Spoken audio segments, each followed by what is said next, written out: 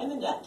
I'm here in Denver, and this video is going to be talking about the basics of Florentine. I'm going to talk about what an effective stance looks like, and then spend some time on the idea of a primary retone. So Florentine is fun because instead of having just one sword, you have two swords. You have much less static defense than if you have a shield. So that means you have to be aware basically all the time of where you're open, what attacks you can throw, what attacks your opponent can throw. So the first idea of setting up a stance in Florentine is that you're going to have a lead hand, a front hand, and a back hand. Some people will put their left hand and foot in front, and some people will put the right hand in front. If you put your left hand in front, it forces you to use, assuming you're right-handed. If you put your non-dominant hand in front, then it forces you to use that hand in a fight. What you don't want to do is just sort of treat your non-dominant hand as a very small, skinny, ineffective shield. Just have it hang out in one place, block a little bit, and try to fight with only one hand. So if you find yourself falling into that habit, put your non-dominant hand in front. That forces you to engage with it. That forces you to use both hands in the fight because you'll naturally use your favorite hand even if it's further back. So the first key point is make sure that you use both hands. The second point is whichever hand you pick to be in front, you need to be aware of how lanes work in your stance. So before I said that lanes, you had two lanes, an inside and an outside, when I was doing the sword and bow video.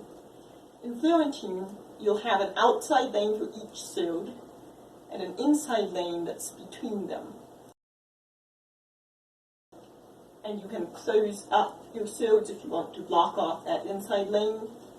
You can set them further apart if you want to block the outside lanes more. The front hand is in a better position to block its own outside lane and most of the inside lane. Okay, so let me explain this a little better with a diagram. Imagine we're looking down from above. We've got a bird's eye view of you and your opponent. Now think of the lanes that we drew earlier. You can see that the inside lane is your torso, which in our game is a kill zone. And if your opponent throws an attack straight at you, they can land in that kill zone and then you lose. If you block with the front hand, you can deflect that attack that was coming in a straight line and guide it away from you. The back hand, if you try to block the inside lane, you're quite likely to just deflect a stab or something straight into yourself trying to block it. Okay, so remember, the same scenario as earlier, there's an attack coming in a straight line that you'd like to avoid. If you use your back hand instead of the front hand, you deflect it in the other direction, and that can result in guiding it straight into you if you don't block far enough. You don't want to put both swords committed to one side, either side. You want to have some amount of defense on each side, and each hand is primarily responsible for its own outside lane. There are many, many different ways you can set up a Florentine stance.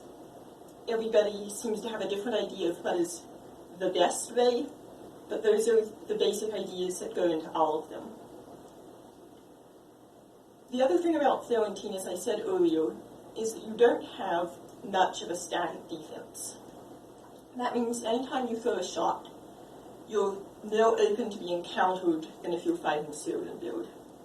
So for example, let's say I've taken a stance, I'm facing my opponent, and I want to throw this shot. So if I throw it, and then I hang out, this arm is open for them to chop down and hit. I can handle that in a couple of ways. I can throw it and instantly come back up into guard. The other thing I can do, since I have a second sword, is as I throw, I can move my other hand into the space and preempt their counter shot even a little bit sooner. Showing that from the other side, this is the shot I want to throw. This is the primary return, the easiest thing for them to hit, and I do. There's a block that I could use to come back to, and there's a block I can do with my other hand to guard that shot. That's just one shot, but anytime you're throwing an attack in this style, you should be thinking about that does it leave open, and what can you do to protect yourself. So these are the basics of Florentine. We talked about using your offhand, being aware of lanes in your stance, using each hand to block its own side, and being aware of what you leave open when you throw a shot. Thanks for listening, and let me know if you have any questions.